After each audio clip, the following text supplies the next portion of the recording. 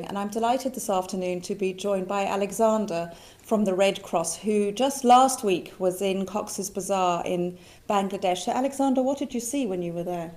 I suppose the thing that strikes you most is the number of people that have moved. I mean, imagine the population of a city the size of Dublin or Edinburgh or Liverpool, moves within just a few weeks, all at once, into a place without shelter, without food, without water, and everything needs to be provided for them.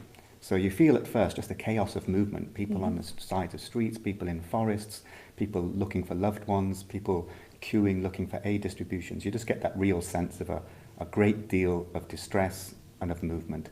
So that's the first thing you really feel, is that sense of movement, of shock, of distress. It has changed a little bit in the sense that people have moved into tented camps now, but they are crowded, they are muddy, but you've still got that constant movement as people look for the safest place to be and some way to access food or water.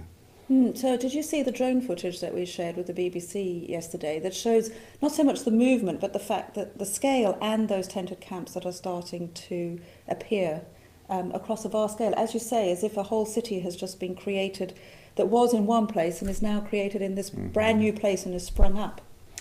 The drone footage is a great way, actually, of getting a sense of the size of it. I mean, another way that I was involved in is just walking around, and you can walk around for miles along these narrow, muddy roads, and it just goes on forever and ever. And people left with nothing. I mean, they crossed marshes and rivers, and they left in a desperate hurry and had nothing but the clothes on their backs. So you see the plastic sheeting, you see people sitting under the plastic sheeting, but beneath that there is nothing, no belongings. So, yeah, it's a huge city, a city full of people, but empty of anything but plastic and people. That's incredible, because one of the things I think people watching this should realise is that, you know, the Rohingya people that are mainly affected by this crisis were poor when they were living in Rakhine State, and they wouldn't have had a lot, but they did have homes and income and food on the table. And as Alexander said, they've suddenly had to just flee in the night with literally the clothes on their back. So that's where the Disasters Emergency Committee usually really steps in when something like this happens out of the blue, to be able to help these people who are suddenly in this position. So why don't you tell us a little bit about what one of those DEC members, the Red Cross, is doing to help? Well, the Bangladesh Red Crescent is already distributing food. It's already starting to provide support in water and sanitation. But to be honest, it is not enough yet, which is why this DEC appeal is so important. And we are probably reaching 5-10% of the people who need to be reached at the moment. This crisis happened in a part of the country that was already poor. It didn't have a great deal of aid agencies present or a great deal of local partners present. Bangladesh Red Crescent was one of them. But it means scaling up is actually quite difficult, especially as the movement of this size was so unexpected. Our priorities will be shelter, medical care, water and sanitation. And for water and sanitation, it's complicated because the surface water is salty, so you have to dig deep wells. So far, all the ones that have been dug are clean, which is good. You need a massive amount of latrines. Many have propped up, but they're not actually being maintained yet, so there's a danger they could overflow and contaminate the water. But I would say critically it's about safe access to latrines and washing spaces. And that's one of the big issues we are facing. Over 60% of the people who have come are females or women without a male family member. They are staying at home because they're afraid to go out to use the bathroom or to wash. Now, you have to find a way of addressing that, and that will be one of our big priorities for the Red Cross and for other DEC agencies, I'm sure. And tell me, you were there for a couple of days, and were there any stories? Did you meet some of the people affected? What were you struck by from the stories that you heard?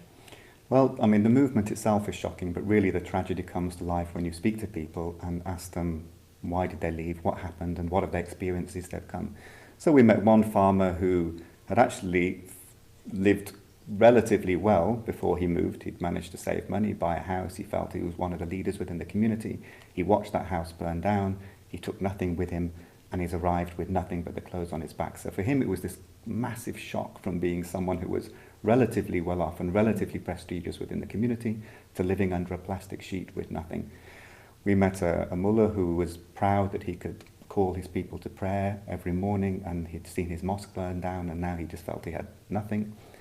We met an elderly lady with broken ribs who'd broken them while running away. Her husband was really frail and unwell. But their greatest distress was that they had lost track of their children. And sadly, a lot of that is happening Families are breaking up as they move. Brothers and sisters can't find each other, parents and children can't find each other because so many people have moved and moved so suddenly. And I think it's a lot about what you don't see as well, because as you walk through the camps, you can speak to the men because they're standing outside, but you see a lot of sort of women just peeking through the plastic sheeting, looking sad, vulnerable, very sort of placid children, sort of draping in their arms. It's hard for us, it was hard for me to make contact with them, but our female assessments teams did talk about the distress of not being able to leave, being very afraid to leave, to be seen, and even withholding from eating and drinking the little they have so they don't need to go outside and expose themselves to risk by going to the toilet or going to the washroom.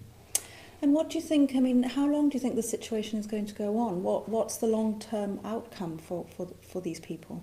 Well, that's a complicated question. There's a number of answers to it. The short term is you're going to need as much relief as possible in these totally inadequate camps to keep people from extreme hunger, from disease breaking out, and to keep people safe.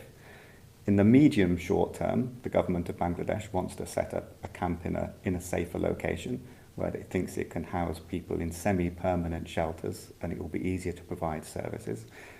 From what we can tell, that will accommodate about half of the arrivals. So it's not enough to accommodate all, but around half will be in a safer and more comfortable setting once that is set up.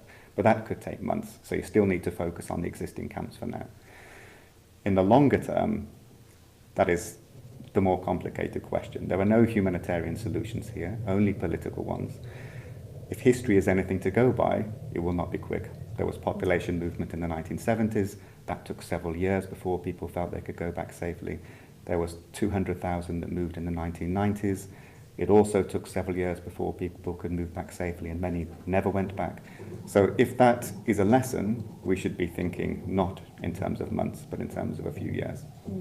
But as Alexander has explained, the needs of the people are very pressing now, regardless of the long-term solution. And I know that the British Red Cross, with the generous donations that the British public are providing to this appeal, you're hoping to reach around 100,000 people over the coming weeks and months. Is that right? That's right. So we've targeted 100,000. We are distributing food at the moment, but the World Food Programme is probably the best agency to hand that over to as soon as they are ready to scale up. So we will focus on water and sanitation, making sure there are sufficient latrines, making sure that they are maintained, making sure that there are washrooms that are safe for women and children to access, trying to improve the quality of the shelters, and we will place a real emphasis on trying to identify the most vulnerable women and children, trying to understand where the threats are coming from and how to keep them safe. Well, thank you for coming in, Alexander. It's been really, really interesting.